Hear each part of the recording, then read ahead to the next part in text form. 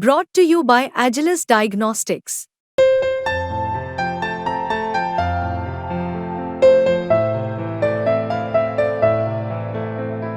Agilus Diagnostics.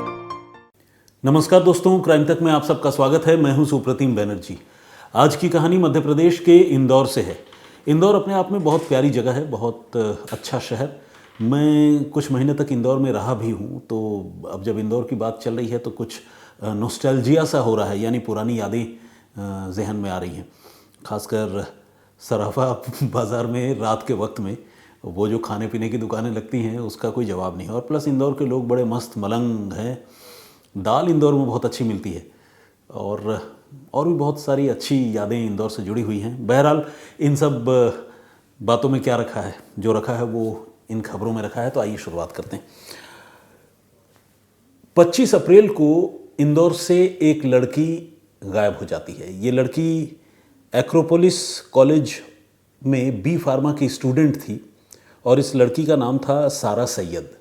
अब सारा सैयद जब अपने घर से गायब हो जाती है, बेसिकली कॉलेज गई थी, कॉलेज से गायब हो जाती है, तो घर वाले बहुत परेशान होते हैं। वो अपनी बेटी को फ़ोन करते हैं शाम हो जाने पर जब वो नहीं लौटती है, लेकिन उसका मोबाइल फ़ोन लगातार स्विच ऑफ आ रहा होता है।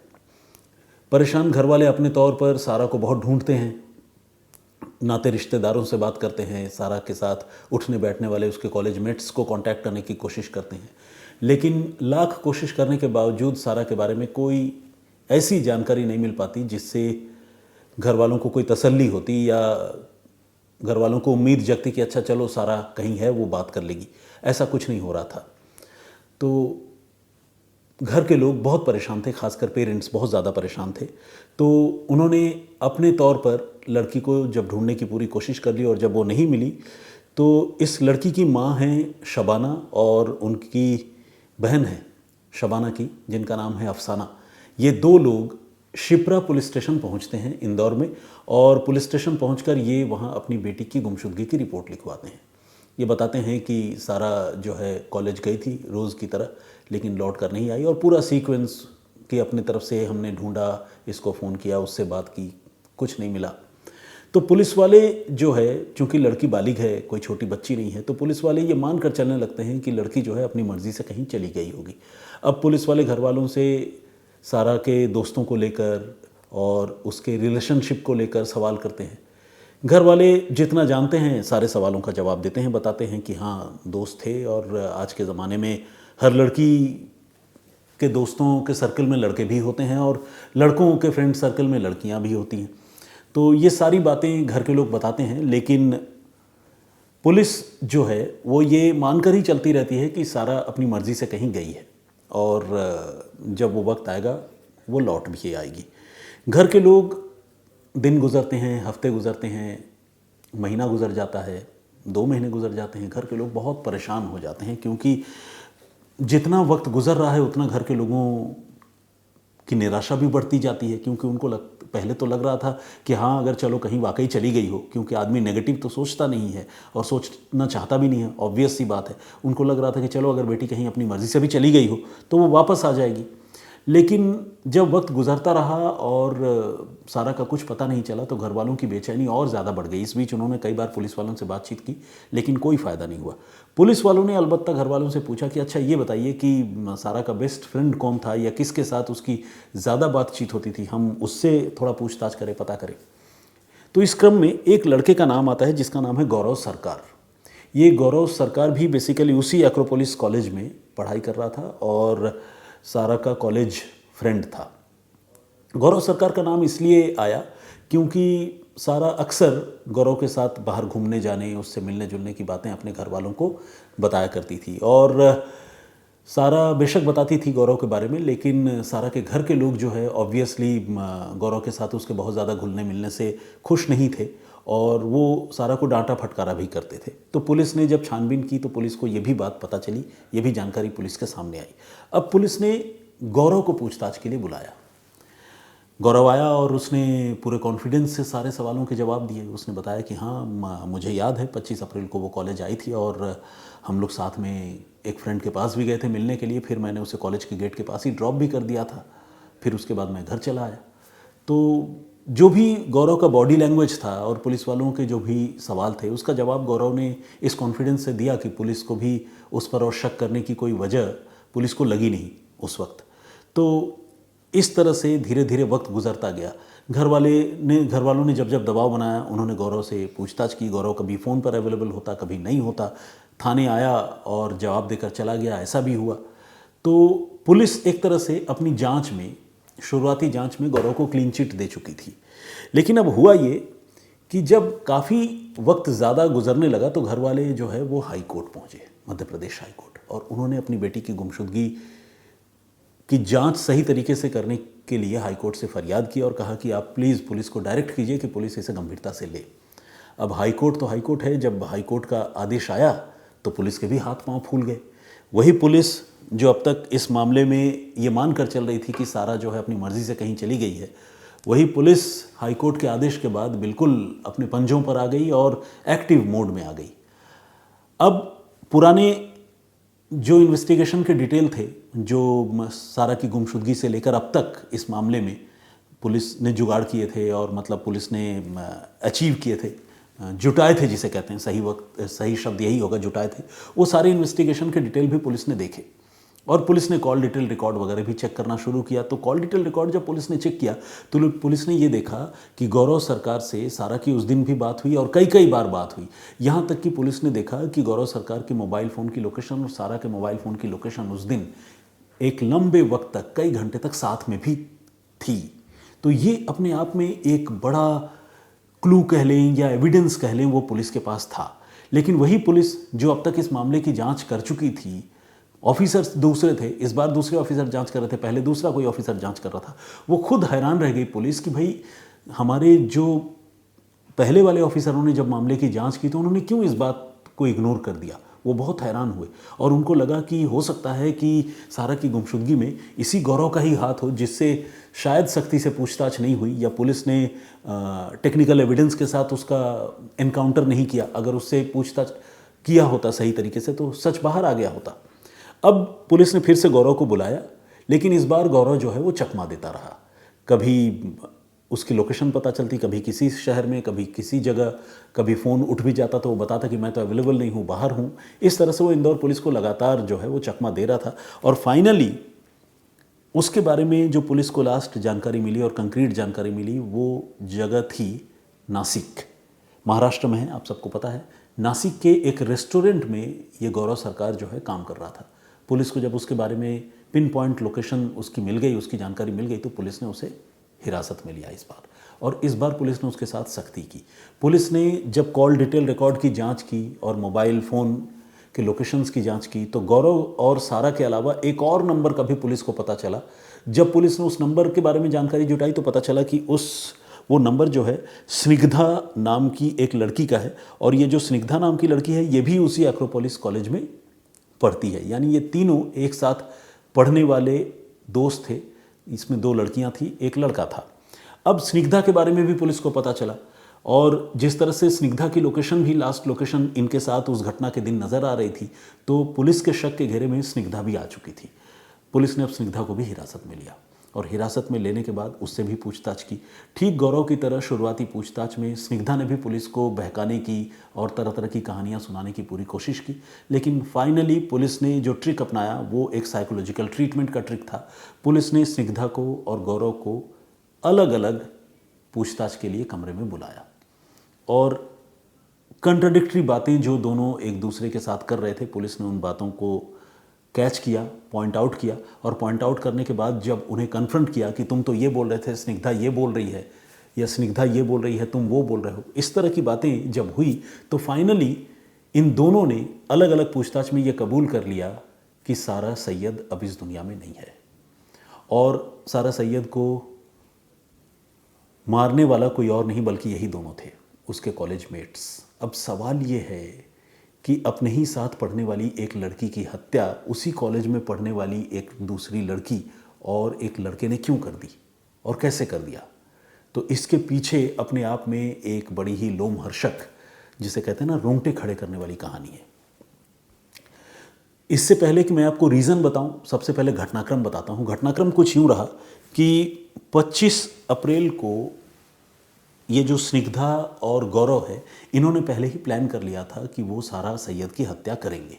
सारा सैयद को इन्होंने धोखे से बुलाया, एक किराए की कार ली और अपने साथ लेकर ये सुनसान इंदौर के आउटस्कर्ट्स में निकल गए, जंगली इलाके में। और वहाँ जाकर धोखे से कार में ही इन्होंने पहले सारा का गला घोंटा, और जब इसके बावजूद सारा पूरी तरह जो है वो ठंडी नहीं पड़ी, यानी उसका जिस्म पूरी तरह से ढीला नहीं पड़ गया, तो उन्हें ये लग रहा था कि गला घोंटने के बावजूद शायद ये ज़िंदा बच जाए, तो फिर अपने साथ लाए गए एक बड़े से चाकू से गौरव ने सारा का गला काट दिया।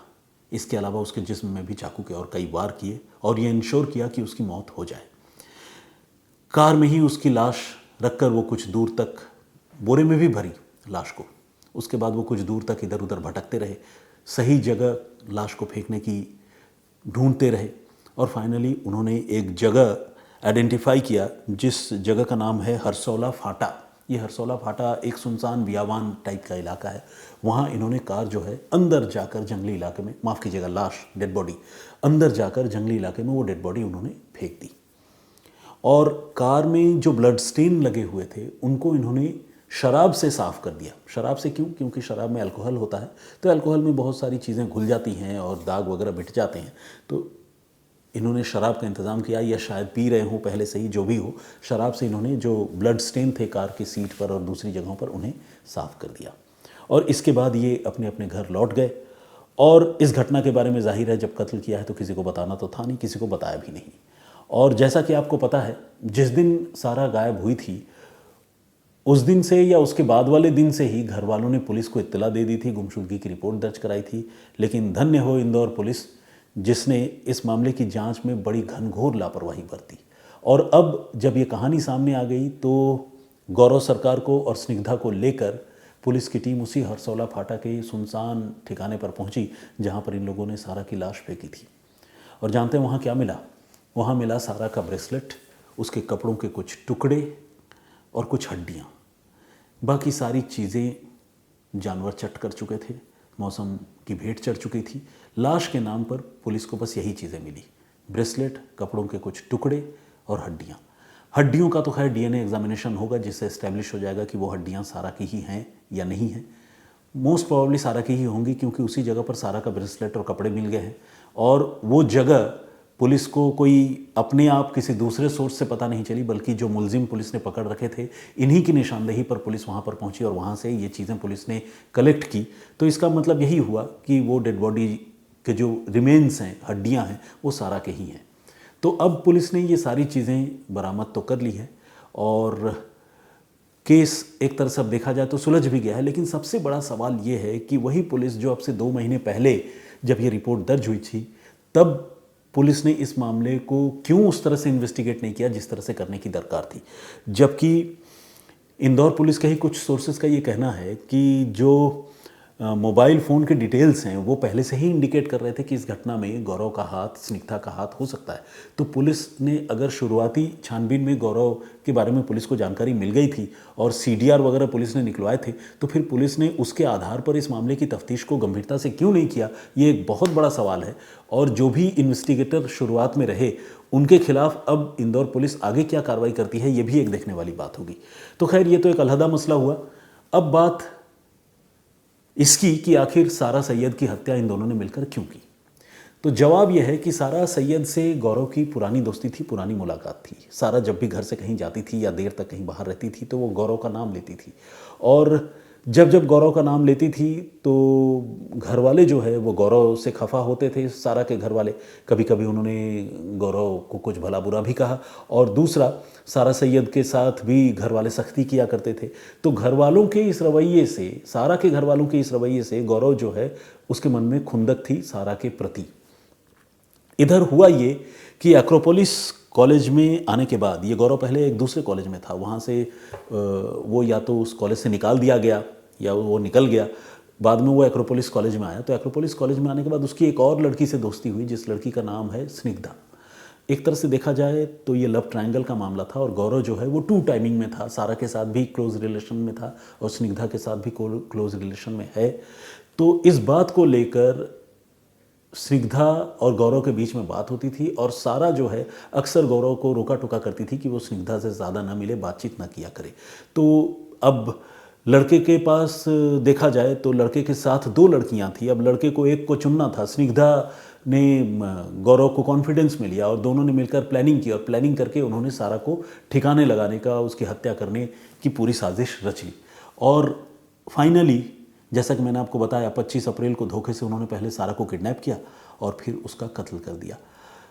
विडंबना देखिए कि जब वो लड़की गायब हुई उसी दिन घर वालों को पता चल गया और घर वालों ने पुलिस में भी इत्तला दी, लेकिन इतने दिनों तक, तकरीबन 2 महीने तक एक डेड बॉडी पड़ी रही और पुलिस ने जहमत नहीं उठाई उस मामले की सही तरीके से तफ्तीश करने की। और जब वक्त की मार या वक्त के थपेड़ों के चलते पूरी की पूरी लाश गायब हो गई, चंद हड्डियां, एक ब्रेसलेट और कुछ कपड़े बचे, तब जाकर पुलिस उस मौके पर पहुंची जहां पर उन लोगों ने लाश फेंकी थी। तो ये अपने आप में इंदौर पुलिस के लिए बहुत ही लानत वाली बात है। अक्सर मैं पुलिस के इन्वेस्टिगेशन की बहुत तारीफ़ करता हूं और जो शानदार इन्वेस्टिगेशन होता है उसके लिए पुलिस वालों के बारे में अच्छी बातें भी कहता हूं, लेकिन जब इस तरह के इन्वेस्टिगेशन की बात सामने आती है तो अफसोस भी होता है। तो आज की कहानी कुछ ऐसी है। इस कहानी पर आपकी राय क्या है, प्लीज़ हमें कमेंट करके ज़रूर बताइएगा। जो प्रीवियस स्टोरी मैंने आप लोगों को सुनाई थी उसमें मैंने आपको बताया था कि किस तरह से कुछ कातिल एक कत्ल के बाद सबूत मिटा रहे थे और रंगे हाथ पकड़े गए। और उस मामले में एक ऐसा राज था जो 4 महीने तक खुला नहीं, माफ़ कीजिएगा 4 साल तक, 4 साल बाद उस राज से पर्दा हटा। क्या थी वो कहानी? अगर आप जानना सुनना चाहते हैं तो क्राइम तक के प्लेलिस्ट में जाकर उस कहानी को सर्च करके सुन सकते हैं, मेरी प्रीवियस स्टोरी को। जो कमेंट्स आए थे, आइए कुछ कमेंट्स पढ़ता हूँ। और हमारी दर्शक है अंसारी हुज़ैफ़ा के नाम से, उन्होंने ये लिखा है महाराष्ट्र से कि इस तरह की कहानियाँ जो भी मैं लेकर आता हूँ उन कहानियों में से बहुत कुछ सीखने और जानने का अवसर मिलता है। बिल्कुल ये बात मैं भी मानता हूँ और मैं भी इसी मकसद से ये कहानियाँ आप लोगों के सामने लेकर आता हूँ। देखिए, कहने को तो ये सारी नेगेटिव चीज़ें हैं, बहुत नकारात्मक घटनाएं हैं, लेकिन इन नकारात्मक घटनाओं में भी ये हिंट्स या ये टिप्स छुपे हुए होते हैं कि किस तरह से इन घटनाओं से बचा जा सकता है, इन्हें टाला जा सकता है।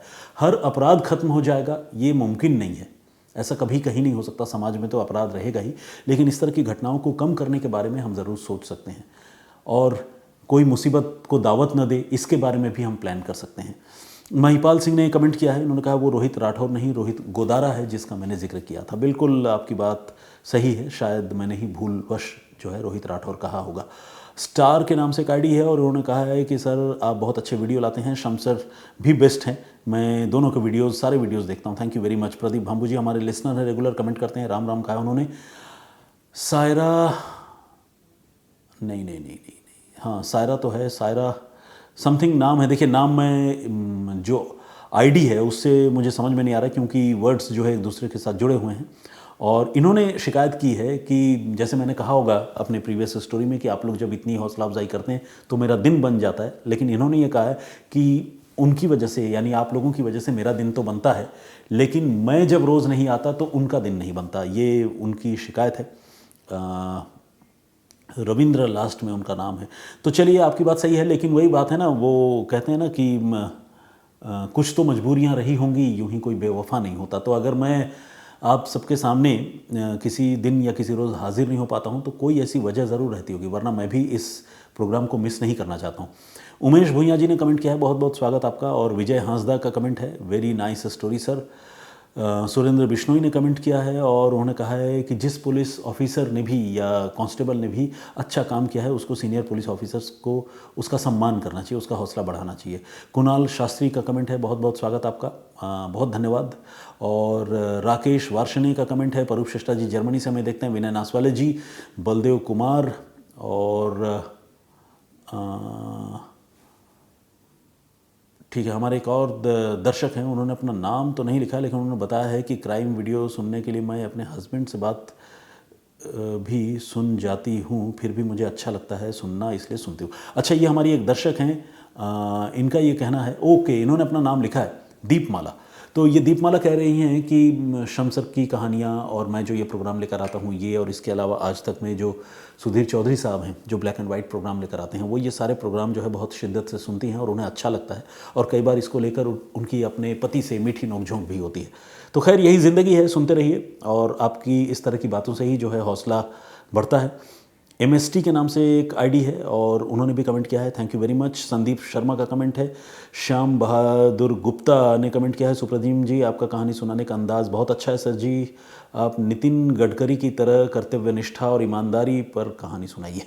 ओके, नितिन गडकरी की कर्तव्यनिष्ठा और ईमानदारी पर कहानी सुनाई। देखिए, इसमें कोई दो राय नहीं कि नितिन गडकरी बहुत साफ छवि वाले एक पॉलिटिकल लीडर हैं, लेकिन आपने जो मांग रखी है वो थोड़ी मतलब हमारा ये जो प्रोग्राम है उसके साथ वो मांग जो है बहुत सूट नहीं करती है।